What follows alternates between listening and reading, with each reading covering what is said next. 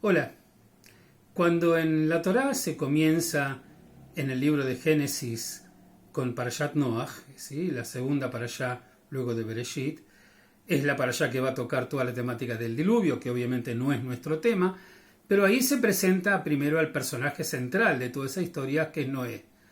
Y cuando se lo presenta se dice de él: Noé era un hombre justo, un hombre íntegro de su generación. Ish tzadik tamim haya bedorotav, en su generación.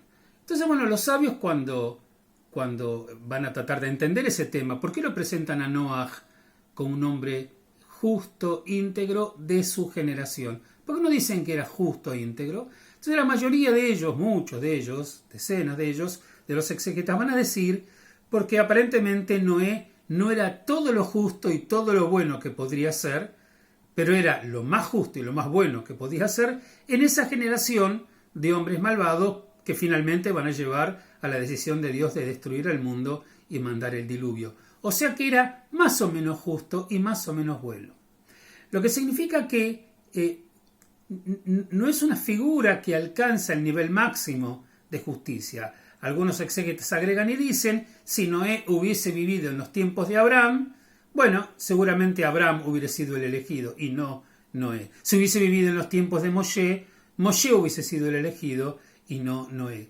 Lo que significa que, de alguna manera, si él no era todo lo justo y todo lo bueno que podía ser, seguramente tenía que ver con la sociedad en la cual estaba inserto. Sociedad que el texto nos explica que de por sí era una sociedad pecadora, tan pecadora y tan negativa que Dios decide su destrucción.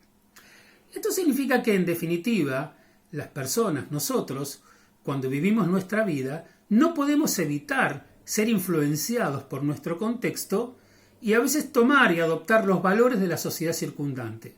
Por supuesto, esto es parte de lo que significa asimilación. Y la palabra asimilación no necesariamente tiene que tener la perspectiva psicológica o sociológica que nosotros conocemos negativa, de un asimilado, como que pierda su identidad. La cuestión es que cuando vas a asimilarte, porque no vivís en una burbuja dentro de tu propia sociedad, cuando te vas a asimilar, ¿qué es lo que vas a asimilar? En este punto sí entra en nuestra parashá, Shemot Kedoshim, donde en definitiva Dios le recuerda a los hijos de Israel que los saca de Egipto, que ya lo había hecho, y que los está llevando a la tierra prometida. Y en un momento dado, cuando imagina Dios lo que los hijos de Israel van a tener que hacer, una de las primeras preocupaciones que tiene Dios es que, sea donde fuere que ellos estuvieran el día de mañana, no tendrían que adoptar las posturas o las actitudes negativas de los pueblos que los rodean. Teniendo en mente un poco la cuestión de Noé, que tuvo que elegir lo menos malo o lo menos bueno, en definitiva en aquel momento, se supone que quiere que los hijos de Israel, a quien les va a regalar una tierra por la que van a tener que luchar y otros pueblos van a tener que ser expulsados o asimilados, o en algunos momentos también castigados, para poder fundar un pueblo ético, entero, de alguna manera, según el relato bíblico, por supuesto con sus características y las características de su tiempo. Y entonces, Dios se preocupa mucho y aparece todo el tiempo en el texto bíblico que por favor cumplan con los preceptos, que cumplan con lo que Dios les está mandando.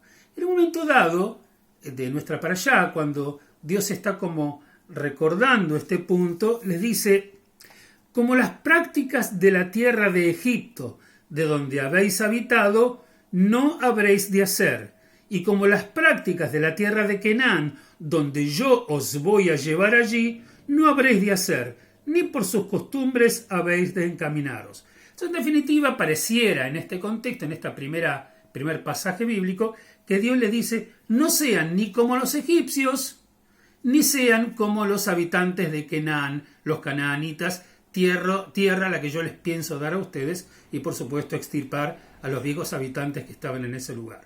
Entonces uno, cuando escucha este texto, le queda picando la pregunta: pero es imposible para un pueblo vivir en un lugar y no tomar absolutamente ningún valor de ese pueblo, o ir a otro lugar donde se van a desarrollar como pueblo el día de mañana y tampoco absorber ninguna otra cosa.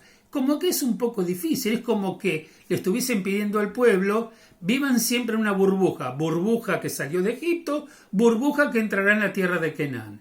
Es imposible vivir. Bueno, muchas veces se opina eso con respecto a la característica de la fe de Israel o de la práctica judía, y yo creo que es un error. En nuestra parashá de alguna manera se va a romper un poquito eso, con algún agregado del Talmud, y en este caso es importante citar. Nadie está diciendo que no tenés que incorporar valores de la sociedad que te rodea. Nadie pretende que vivas absolutamente separado de la sociedad donde estás inserto. Lo que el texto está diciendo es que tenés que tener una actitud selectiva. Veamos un poco lo que dice un poquito más adelante nuestra propia Torah, nuestra propia parashá. Cuando dice, no tomes las costumbres del pueblo donde estás yendo, o sea, de la tierra de Canaán, donde os voy a encaminar, dice, quien fue, que en paz descanse, Zichrono Libraja, mi maestro, amigo y rabino, el Rav Mordejai Edrei, en uno de sus libros, y él dice, el término costumbres, por supuesto, hace alusión a las perversiones de esos pueblos.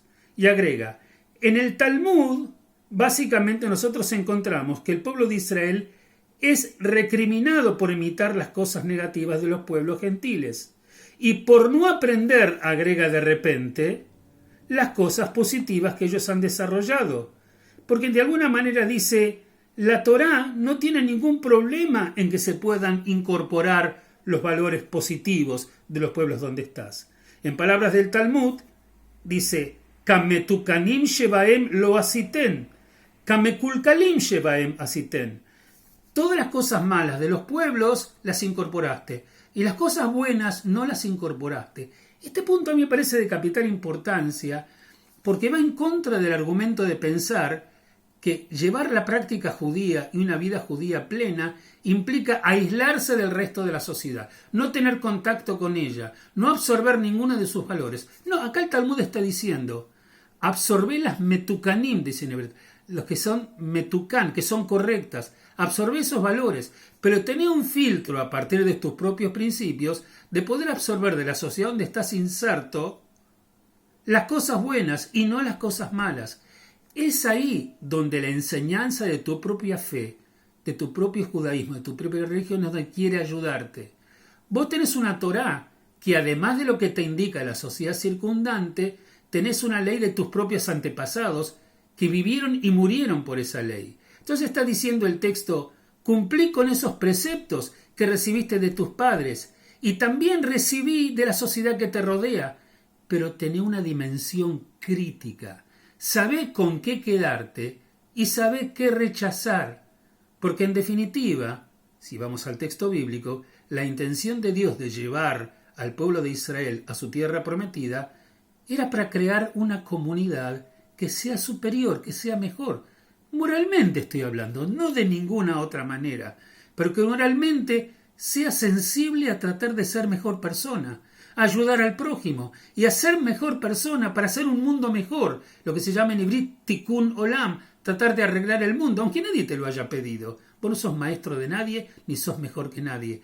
Pero obviamente el texto de la Torá lo que te está planteando es utilizar la dimensión crítica de tu propia Torá para tener un filtro de selección que absorbes y que no absorbes del mundo que te está rodeando. Si nosotros podemos entender de esta manera, primero, se dará de bruces y por el suelo aquello de que para ser un buen judío uno tiene que vivir aislado. 2, integrate todo lo que quieras a tu sociedad, pero sabe elegir qué es lo que yo quiero adoptar y de qué me quiero separar. Ojalá que podamos entender esto y asimilarlo fuertemente en nuestras vidas. Shabbat Shalom Mevorach para todos.